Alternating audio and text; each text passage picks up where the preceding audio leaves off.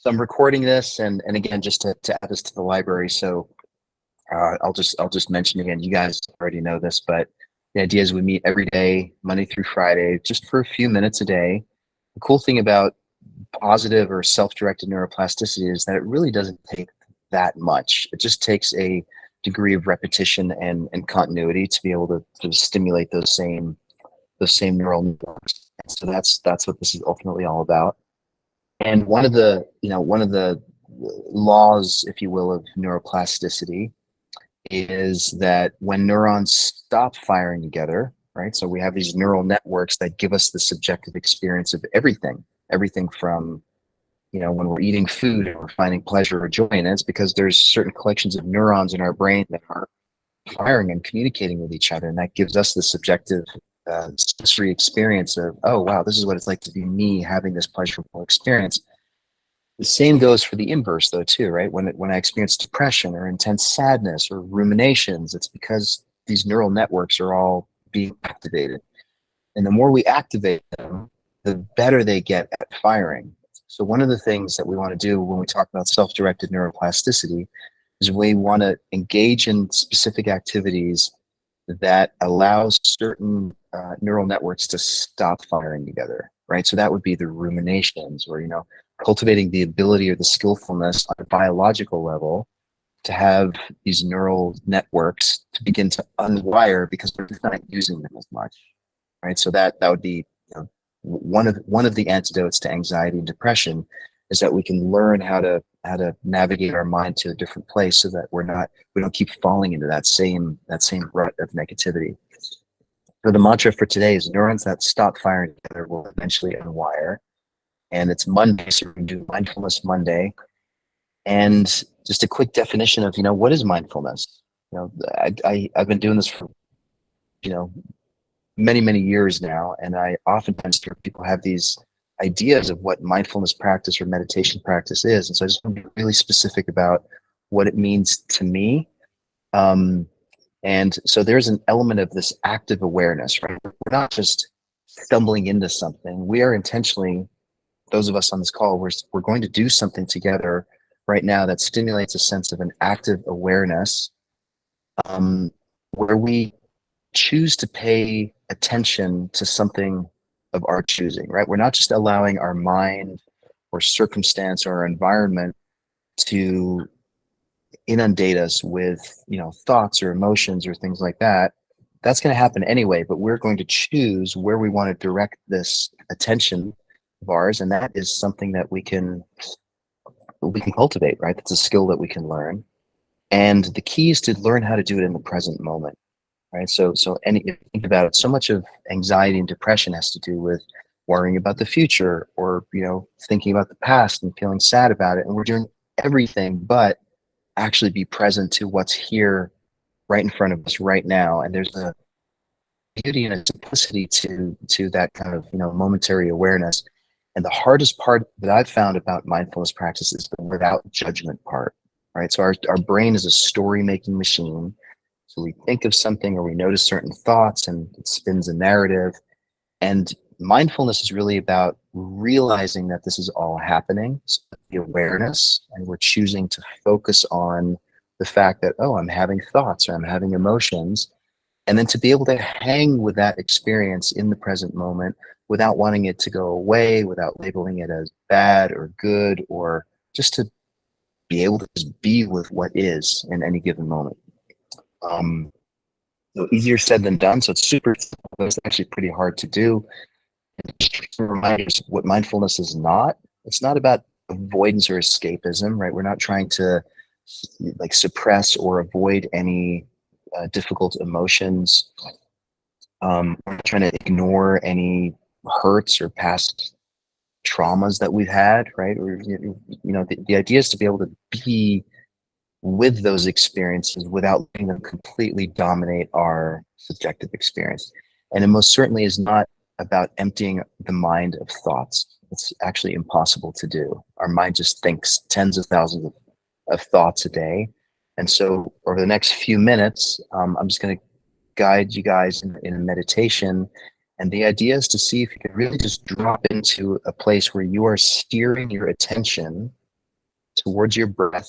And when you notice your mind wandering or you notice certain intrusive thoughts happening, just notice them without judgment. Try the without judgment part and just notice, oh, there it is. There's sadness, or there's, confusion, or there's fill in the blank, whatever it might be. And then intentionally bring your attention back to breath. And that's where we start unwiring those old habitual parts of our brain that keep us in those anxious, depressive states. Cool. Let's do it. We'll do about 6 minutes. And as always, notice what it's like to be here and now. And I would like to start with noticing my feet. Your feet in contact with the ground. This may be the first time today that you've actually noticed your feet touching the ground. You can wiggle your toes a little bit. Just notice that you have feet and there's sensation in your feet. And there is such a thing as sort of grounding yourself. It happens right here, right now. It's not happening in the past. It's not happening in the future. It's right here, right now. You can wiggle your toes and notice that you are existing in this present moment. Then bring your attention and focus on breath.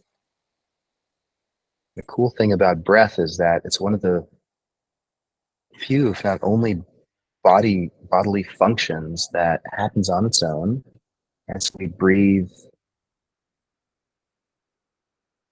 all the time, but we can also control it. We can also choose to breathe slowly or quickly. There's not many other functions in our body that we can do this with, so breath is a pretty interesting tool to play with. But right now, I want you to see if you can just notice your body breathing on its own. Don't try to manipulate your breath.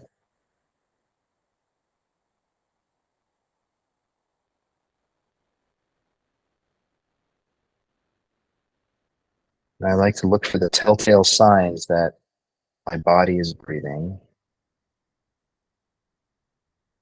You can notice breath in my belly and in my chest,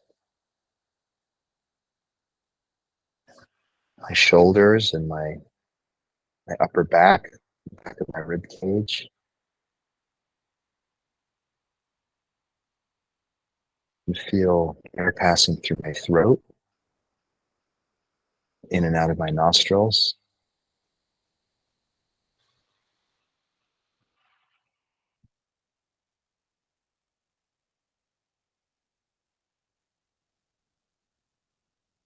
See if you can just hold your attention on this process that your body engages in all day long, many thousands of times. Just bear witness.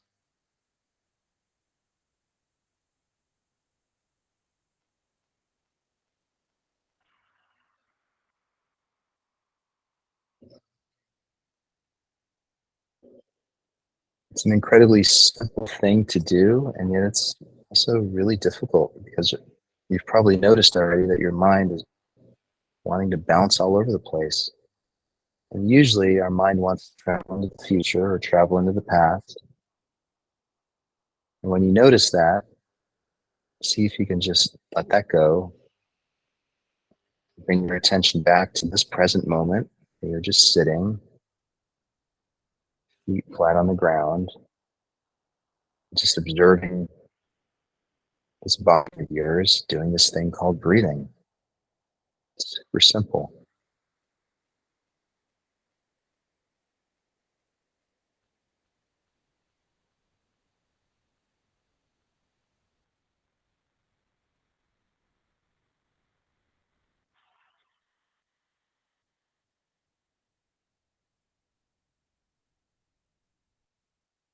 And you might notice while you're focusing on your breath that your mind is constantly thinking.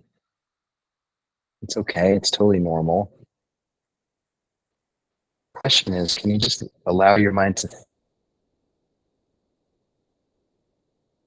stories that it's conjuring up and just notice, just observe.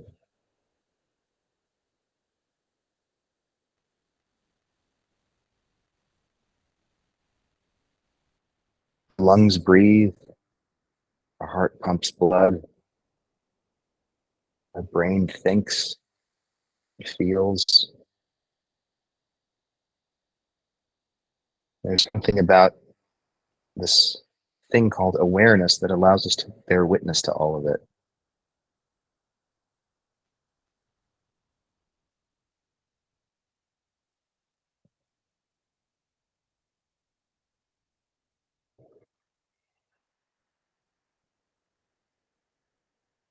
And the more we can do this on demand, the more freedom we can find from intrusive thoughts or ruminations, painful narratives that keep popping up. So this ability to bring yourself into the present and just notice without trying to change anything or judge anything as good or bad, but just being with it. And a superpower, and we can practice it.